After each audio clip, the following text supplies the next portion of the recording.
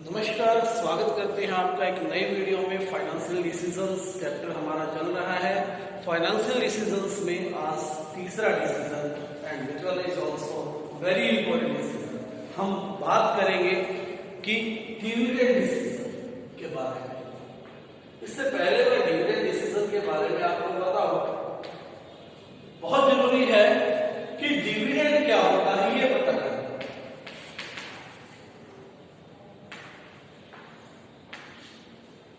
ठीक है, तो आइए उसके बारे में कुछ डिस्कस करते हैं।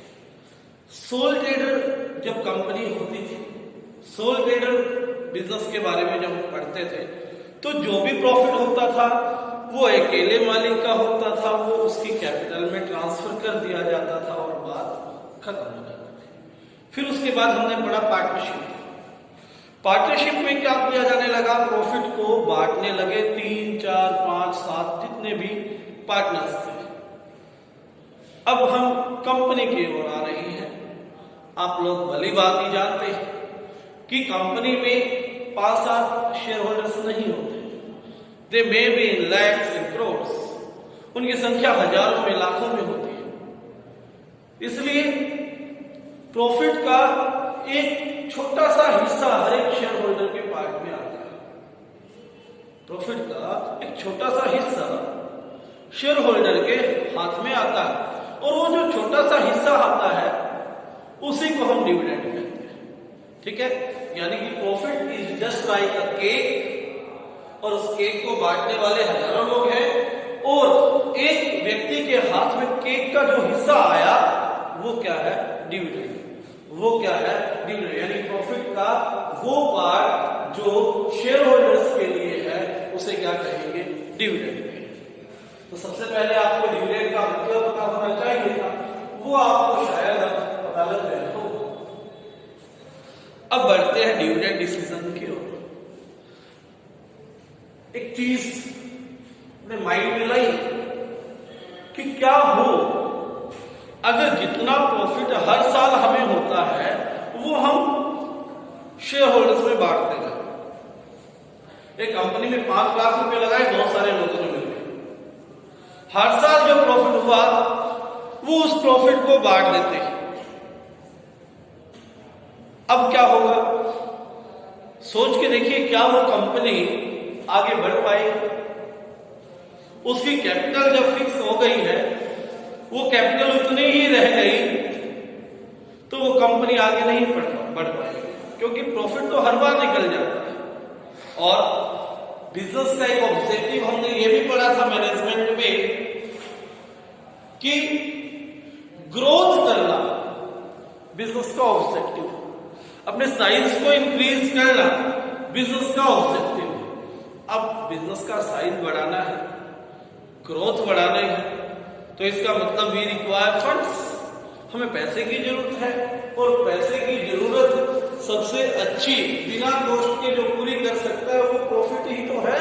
बिना प्रॉफिट के तो ग्रो नहीं कर सकते। इसका मतलब प्रॉफिट का एक हिस्सा कंपनी के साइज को ग्रो को करने के लिए भी चाहिए। कुछ तो चाहिए ना कंपनी के प्रॉफिट में से हम इन्वेस्ट कर सके फ्यूचर के लिए, क्योंकि हम उसको ग्रो कर सके। इसका मतलब क्या हुआ कि जितना प्रॉफिट हुआ वो सारा का सारा हम शेयर होल्डर्स को नहीं बांटते, कुछ हिस्सा इन्वेस्टमेंट पर्पस के लिए क्या कर लेते हैं, रख लेते हैं। ठीक है, ताकि हम फ्यूचर में ग्रो कर सकें। अब ये डिसाइड करना कि कितना तो शेयर होल्डर्स में बांटे और कितना फ्यूचर की ग्रोथ के लिए रखें, ये डिसाइड करना ही आपका डिविडेंड डिसीजन है। जैसे कि आपने लिखा है, dividend decision relates to how much of the profit after tax, how much of the company's after tax profit is to be distributed among shareholders and how much of should be retained in the business to meet investment. ठीक है, तो यही decide करना क्या है, investment decision. तो बहुत सारे फैक्टर्स हैं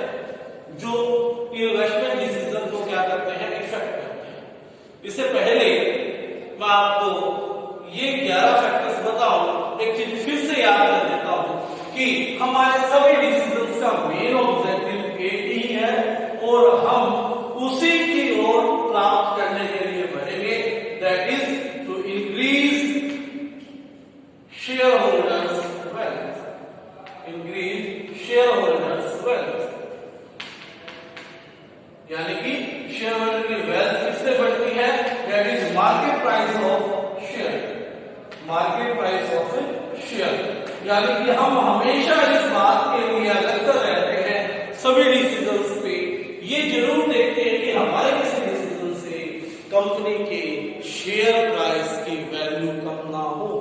यदि शेयर प्राइस की वैल्यू कम हो गई तो शेयर होल्डर्स की वेल्थ कम हो जाएगी, और जो कंपनी के अगेंस्ट है, पॉजिटिव नहीं है, कंपनी के मालिक नाराज हो जाएंगे ना, मालिकों को नाराज नहीं कर सकते।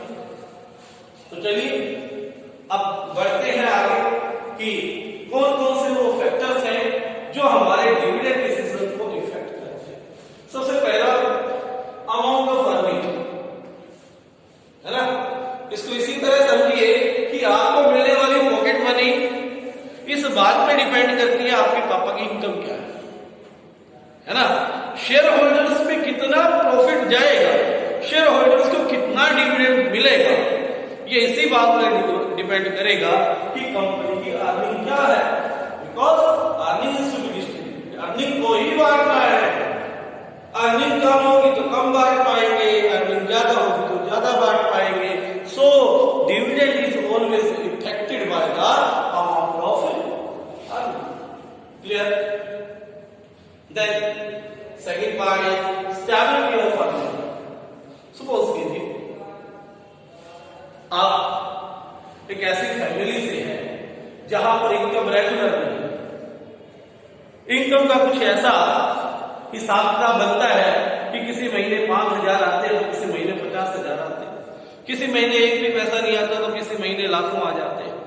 तो ऐसी फैमिली में जब आप होंगे तो आपको मिलने वाली जो पॉकेट मनी होगी, क्योंकि आपकी पॉकेट मनी तो क्या है, शेयर है, तो बहुत इंपैक्ट करेगी, कभी ज्यादा होगी कभी कम होगी। ठीक है, और ज्यादा काम करने के चक्कर में हमारी शेयर होल्डर्स वेल्थ कम हो जाए। तो हमें देखना है कि कंपनी की स्टेबिलिटी, अर्निंग की स्टेबिलिटी क्या है।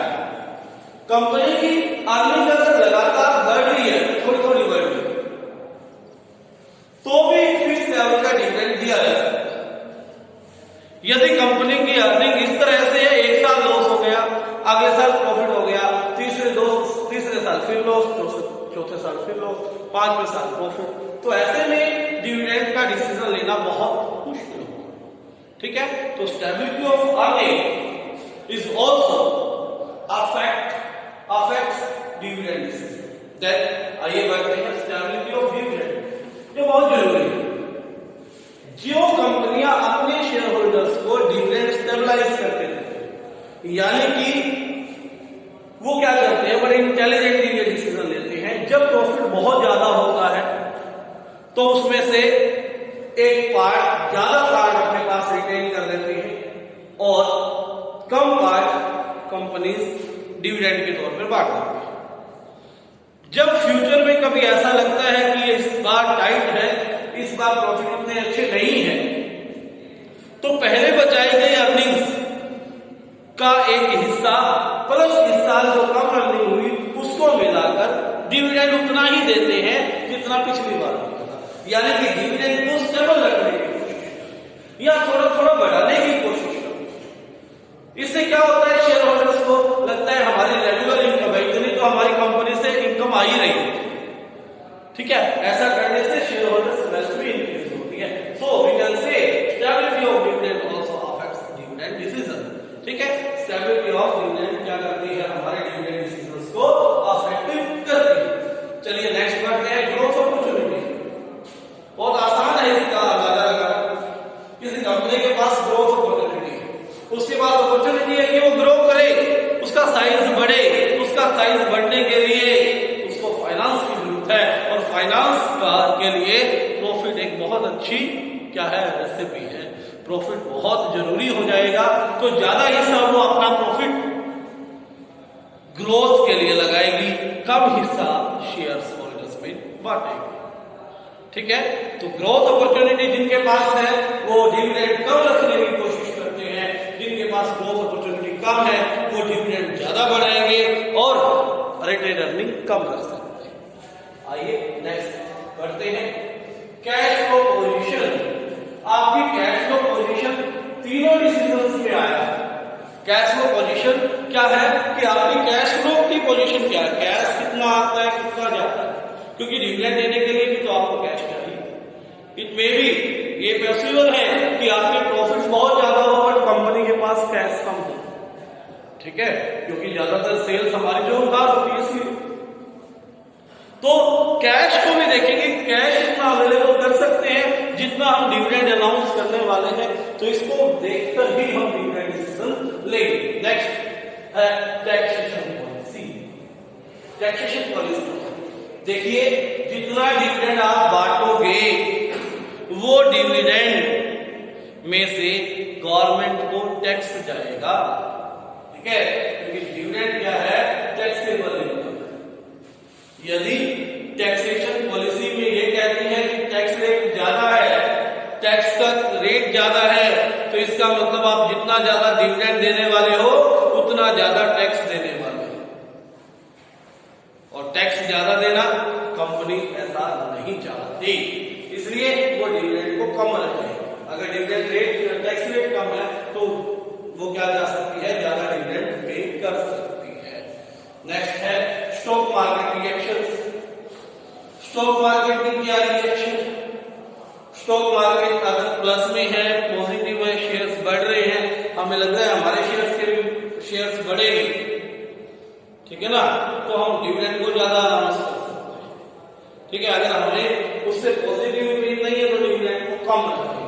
आगे चलते हैं, लीगल कंस्ट्रेंट्स, ठीक है, लीगल कंस्ट्रेंट्स भी है डिविडेंड को अनाउंस करने के लिए, कानून के द्वारा भी बनाए गए कुछ कंस्ट्रेंट्स है। जैसे पिछले 3 साल में जो आपने डिविडेंड दिया है उसके एवरेज से ज्यादा डिविडेंड आप अनाउंस ही नहीं कर सकते, यानी कि जो लीगली आपके लिए कंपल्सरी बना दिया है उसको आपको फॉलो करना ही पड़ेगा। 9th है कॉन्ट्रेक्चुअल कंस्ट्रेंट्स। कई बार जब हम लोन लेते हैं, ठीक है, तो लोन लेते टाइम बैंक के साथ, डिबेंचर होल्डर्स के साथ एक कॉन्ट्रैक्ट होता है कि हम जब तक आपका लोन रीपे नहीं हो जाता तब तक इस फिक्स्ड अमाउंट से ज्यादा डिविडेंड नहीं देंगे।